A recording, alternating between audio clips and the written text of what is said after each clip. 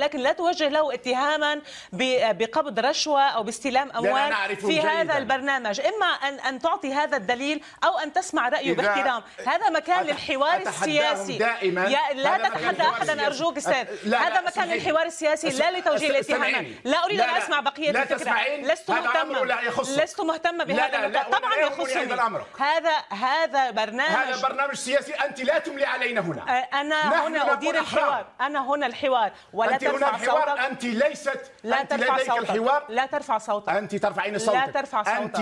أنت لا. وعليك أن تستمع للحوار منذ بدايته وأن تفهم ما أقول سيد محمد. عندما تسمعين هذا الحوار انتهى. إذا كنت لا تريد أن تسمع أسئلتي وتسمع مداخلاتي فأنت لا. أنا أنهي هذا الحوار. هذا الحوار انتهى. مع السلامة. لا أنت مع السلامة. لا مع السلامة. شكرا لك. لا أقبل منك هذا الكلام. تقبل أو لا تقبل أنت حر. الBBC لا يجب أن توظف مثلك. أنت لست جديرة بهذا المكان. أنت قبيحة.